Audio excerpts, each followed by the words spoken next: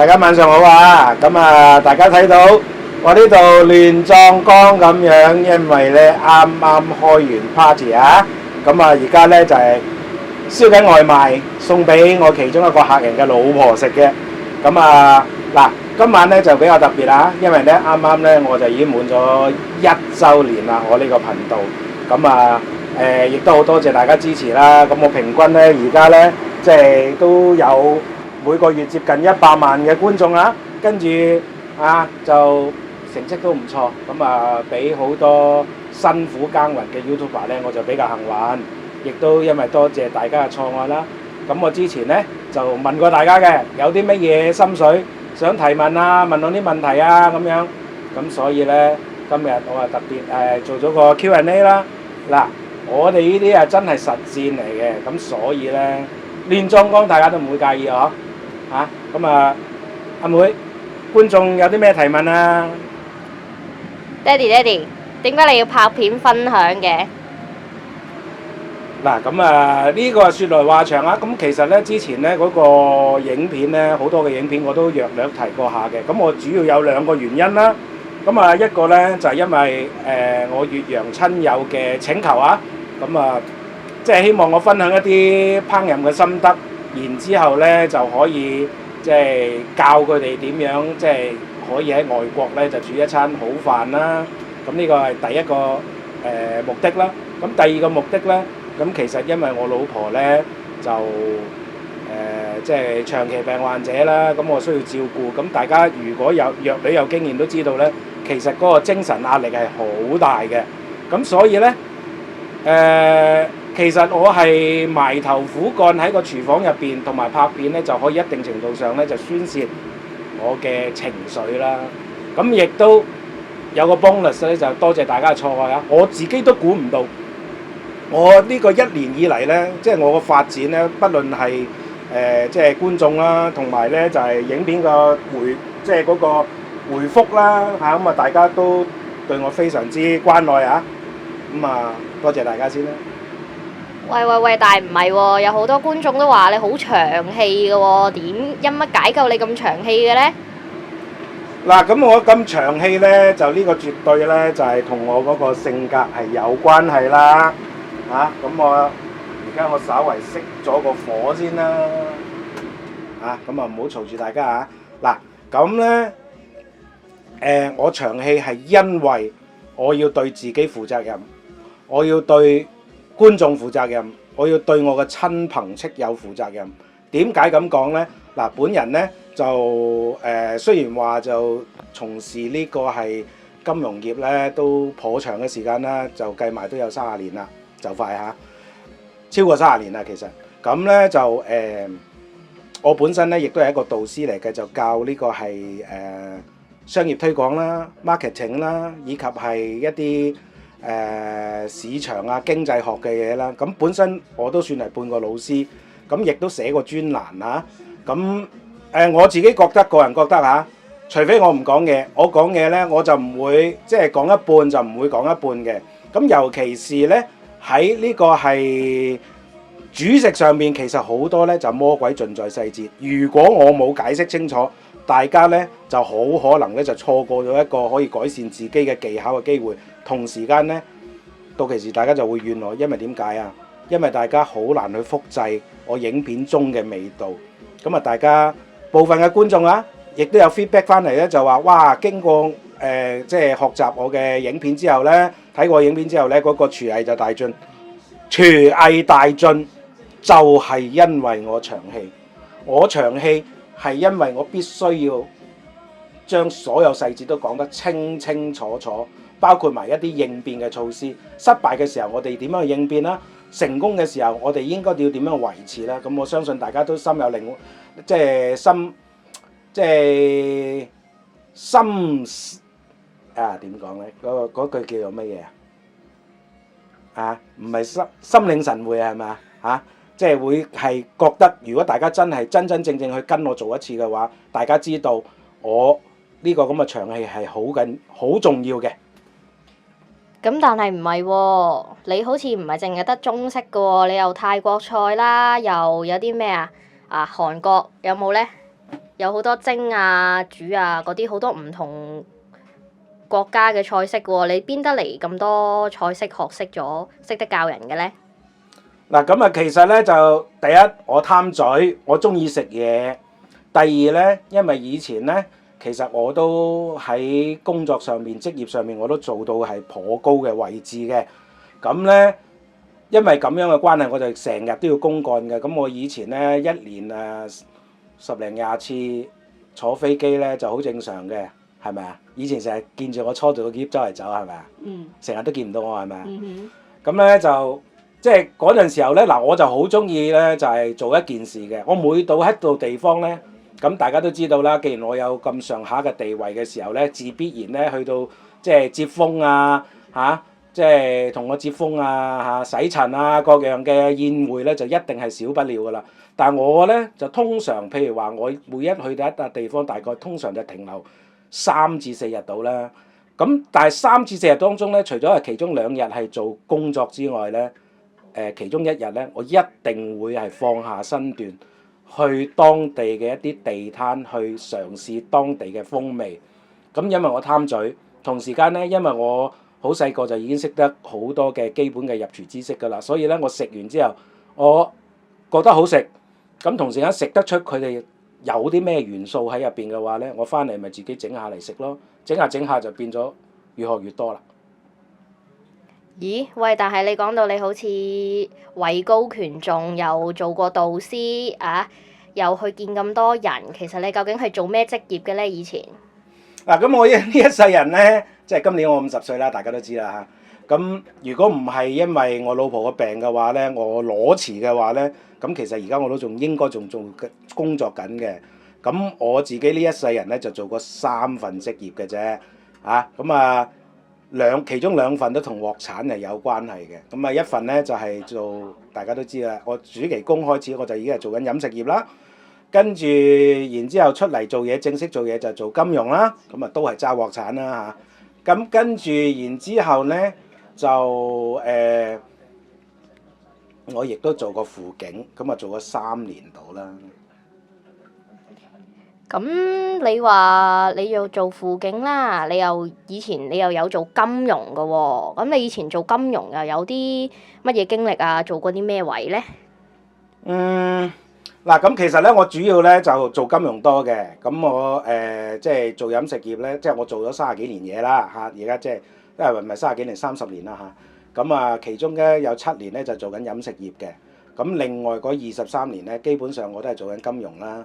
咁我初去到嘅時候見工咧，就只不過係見即係一個係 trading desk 即係 dealing desk 即係呢個交易員嘅呢個身份啦。咁啊，後來咧就因為海灣戰爭，咁咧就我又失驚無神，就講咗一啲神嘅預言，就好準確地預計到幾時開打，仲要係準確到前後唔超過3個鐘頭。咁所以咧就俾公司發掘咗我咧，就去做呢個係分析員。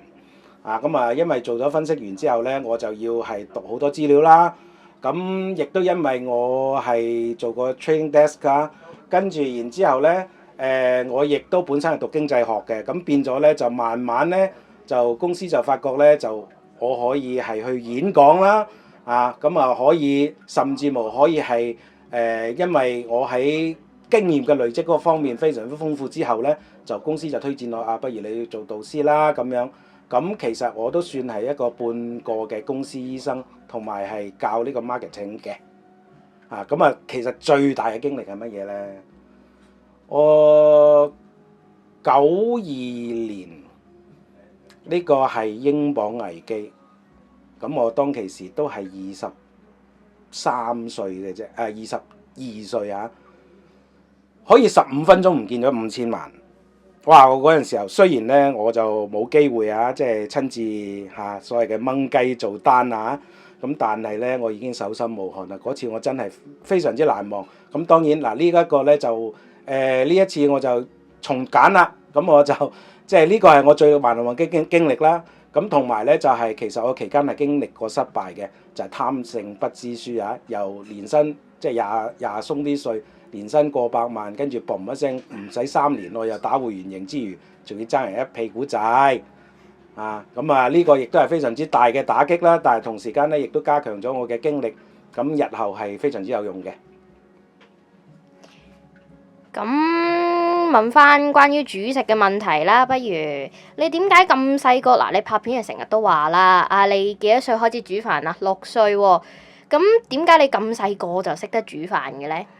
咁啊呢樣嘢啊多得我阿媽唔少啦。咁因為咧當其時我哋好窮啦，咁啊父母都要揾食啦。咁咧我阿媽咧就為咗要訓練我獨立啦，咁所以咧就落咗 order 就佢收工一定要有2餸1湯擺喺面前。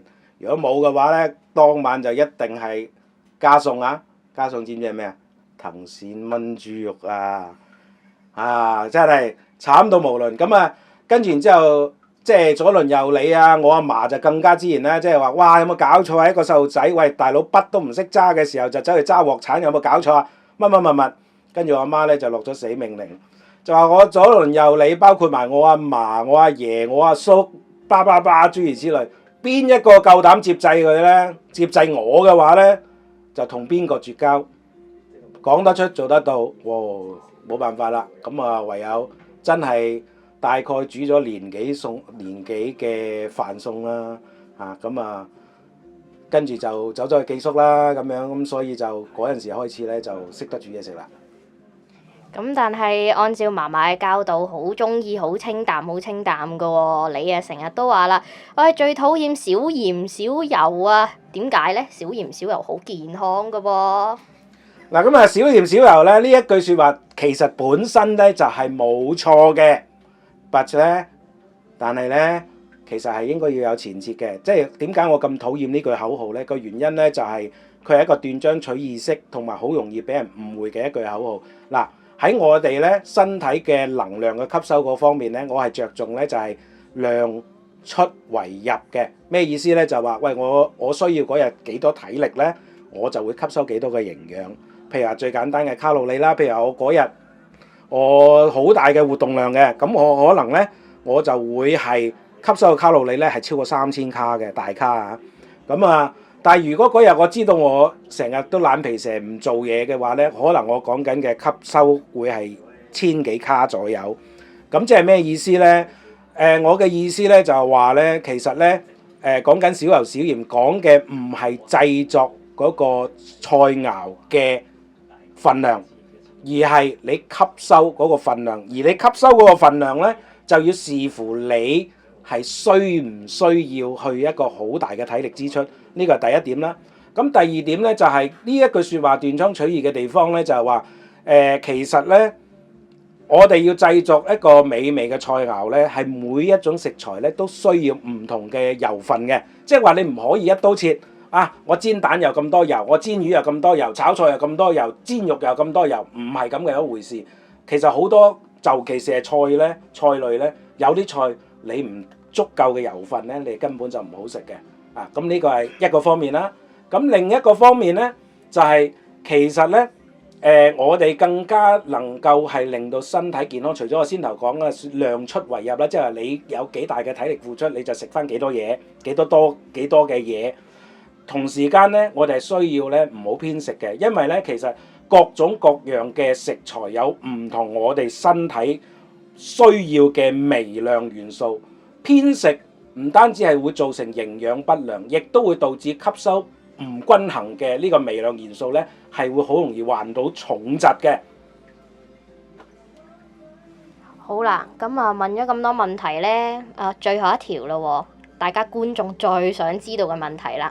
喂，你拍片有冇錢收㗎？又講到自己攞辭照顧老婆咁樣，有冇錢收嘅咧？其實嗱，咁咧就我攞辭唔係因為有錢收，我攞辭係因為要照顧老婆。你唔好誤會唔好笑咁咧，其實我攞辭咧，當年咧即係小弟都叫做係尚算有一筆積蓄啦。咁呢一筆積蓄嚟講咧，即係我當年就計算啦咁應該都夠醫好我老婆嘅。點不知咧，我老婆就一病不起10年啦。咁所以咧就使晒啲錢啦。我都好絕望㗎，曾經諗過去自殺啦。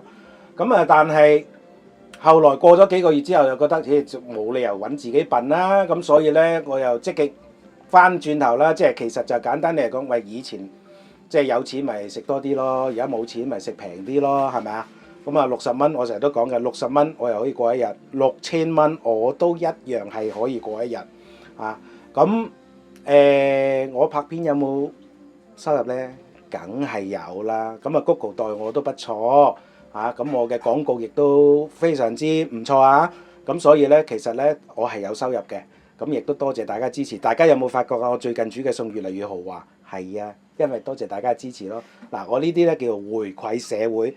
我唔會因為呢，我賺多咗錢我就繼續係 cut budget，唔會。咁呢，我煮貴啲嘅餸呢，其實都係俾翻俾大家睇，或者煮更加多類型嘅餸呢，亦都俾到大家呢係更加多嘅機會去觀摩一下，到底新嘅菜式或者有啲另類嘅菜式應該要點整呢？咁我就本着係回饋社會嘅目的啦，所以大家唔使擔心啊，我係有收入嘅但係大家係唔需要俾錢嘅。咁如果大家係繼續支持我嘅話呢，睇晒啲廣告就得㗎啦。好啦，咁呢，我哋今日嘅問題呢就問晒㗎啦喎。你條茄子得未啊？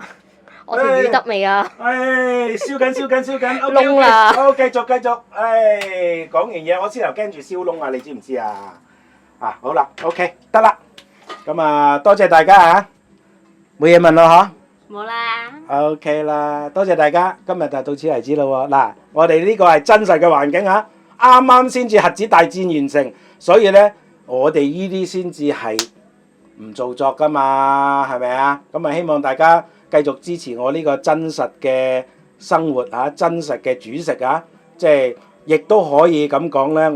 點解我會咁長氣呢？因為呢，我呢啲係真係會煮俾人食嘅，我自己過得到自己嘅關，因為我貪食啊嘛。我覺得好食嘅嘢就同大家推介啦，好唔好？咁啊，將來更加多嘅菜式就會陸續會出現噶啦。咁啊，希望多謝大家支持啊！記住幫我睇晒廣告就得噶啦，其他嗰啲嘢唔緊要嘅支持我嘅話就幫我睇晒廣告就得噶啦。OK， 多謝大家拜拜。